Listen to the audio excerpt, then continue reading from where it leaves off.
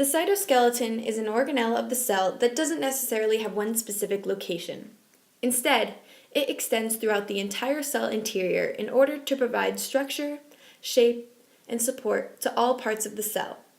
The structure of the cytoskeleton contains three primary protein filaments: the microtubules, which are stiff, hollow rods made of a protein called tubulin; the actin filaments, also known as the microfilaments, which are thin, flexible polymers made of globular actin molecules; and finally the intermediate filaments, which are tough, strong filaments composed of several different insoluble proteins.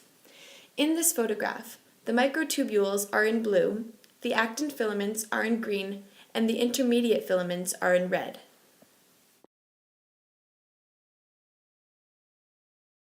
The primary functions of the cytoskeleton include aiding with the internal movement of cell organelles, cell locomotion, the contraction of muscle fibers, and maintaining cell shape. While it does exist in both plant and animal cells, it is especially useful in animal cells when it comes to giving it shape, because animal cells lack cell walls. The cytoskeleton guides chromosome movements during mitosis, a type of cell division.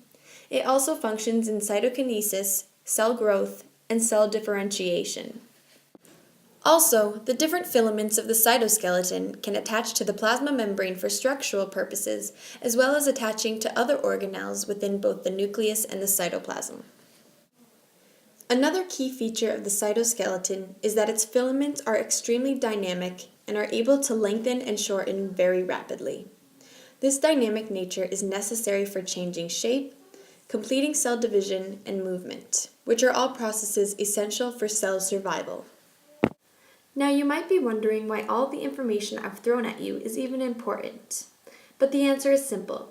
First of all, without the cytoskeleton, cells wouldn't have any form of defined shape or structure. Cells would also have trouble with movement, as would the organelles within them, shown in this photograph.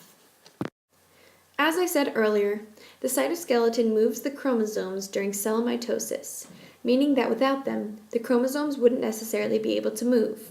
This would prevent the reproduction from taking place.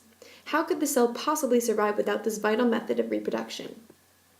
This question, along with several other questions that I have brought up today, is one that you must keep in mind when deciding whether or not to vote the cytoskeleton out of the cell. Try to imagine the cell without the cytoskeleton.